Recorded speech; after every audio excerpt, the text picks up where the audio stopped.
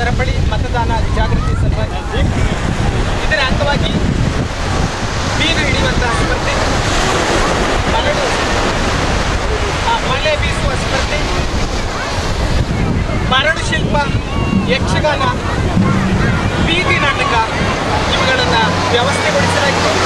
ಈ ಎಲ್ಲ ಕಾರ್ಯಕ್ರಮಗಳಲ್ಲಿ ಪಾಲ್ಗೊಳ್ಳುವ ಜಿಲ್ಲಾ ಆಡಳಿತ ಮತ್ತು ಜಿಲ್ಲಾ ಆರೋಗ್ಯ ಇಲಾಖೆ ಮತ್ತು ಉಳ್ಳಾಲ ನಗರಸಭೆಯ ಇವುಗಳ ಜಂಟಿ ಆಶ್ರಯದಲ್ಲಿ ನಡೀತಾ ಇರುವಂತಹ ಕಾರ್ಯಕ್ರಮ. ಇವೆಲ್ಲದರ ಮುಖ್ಯ ಉದ್ದೇಶ ಏಪ್ರಿಲ್ 18ರಂದು ನಡೆಯುವಂತಹ ಚುನಾವಣೆಯಲ್ಲಿ ಪ್ರತಿಯೊಬ್ಬರೂ ಕೂಡ ಮತದಾನವನ್ನು ಮಾಡಬೇಕು.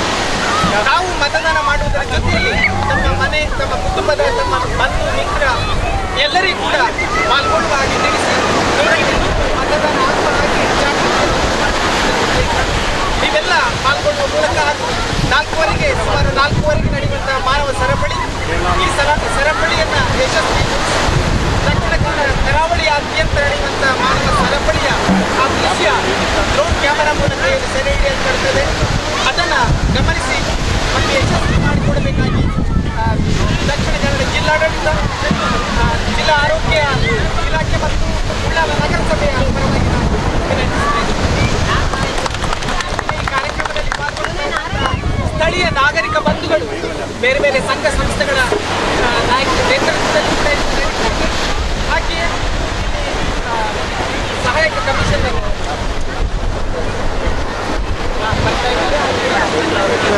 ಜಿಲ್ಲಾ ಆರೋಗ್ಯ ಡಾಕ್ಟರ್ ರಾಮಕೃಷ್ಣ ರಾವ್ ಅವರು, ಹಾಗೆ ಉಳ್ಳಾಲ ನಗರಸಭೆಯ ಕಮಿಷನರ್ ಶ್ರೀನಿವಾಸ ಮೂರ್ತಿಯವರು ಇವರು ಕೂಡ ಉಪಸ್ಥಿತರಿದ್ದಾರೆ. ಇವರೆಲ್ಲರನ್ನ ಇದರ ಮಲೆ ಬೀಸುವ ಈ ಸ್ಪರ್ಧೆ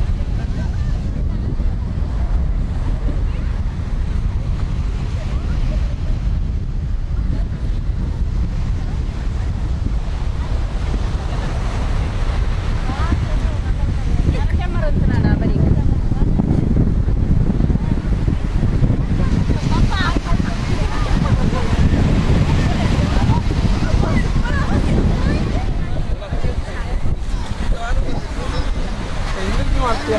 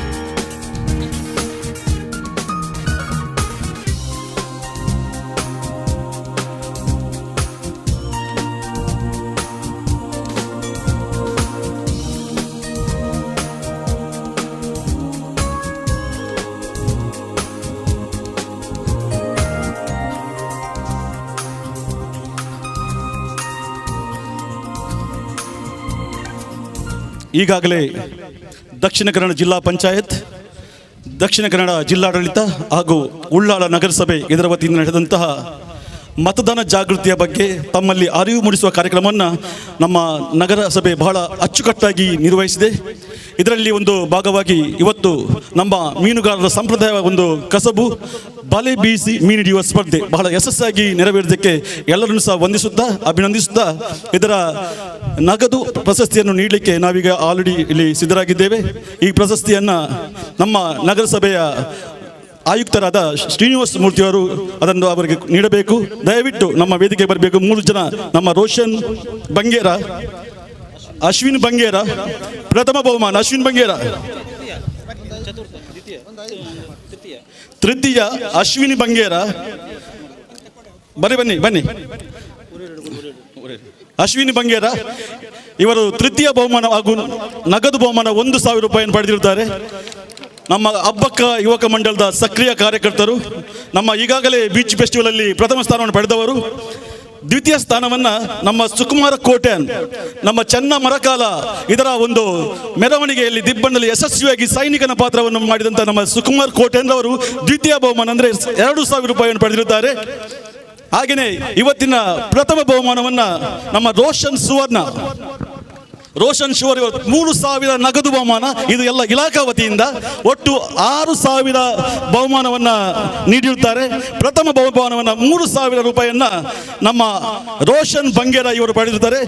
ಎಲ್ಲರಿಗೂ ಅಭಿನಂದನೆಯನ್ನು ಸಲ್ಲಿಸುತ್ತಾ ಈ ಕಾರ್ಯಕ್ರಮಕ್ಕೆ ನೆರವು ನೀಡಿದಂತಹ ನಮ್ಮ ನಗರಸಭೆಯ ಎಲ್ಲ ಸಿಬ್ಬಂದಿಗಳಿಗೂ ಮತ್ತು ಆಯುಕ್ತರಿಗೂ ಸಹ ವಂದನೆಯನ್ನು ಸಲ್ಲಿಸುತ್ತಾ ಈ ಒಂದು ಅವಕಾಶಕ್ಕಾಗಿ ನಾನು ಧನ್ಯವಾದವನ್ನು ಸಮರ್ಪಿಸಿದ್ದೇನೆ. ವಂದನೆಗಳು, ಅಭಿನಂದನೆಗಳು. ಈಗ ಬಹುಮಾನ ವಿಜೇತರು ಬಂದು ಒಂದು ಫೋಟೋಗಾಗಿ ನಿಲ್ಲಬೇಕಾಗಿ ವಿನಂತಿಸ್ತಾ ಇದ್ದೇವೆ. ಬಹುಮಾನ ವಿಜೇತರು 3 ಮಂದಿ ಕೂಡ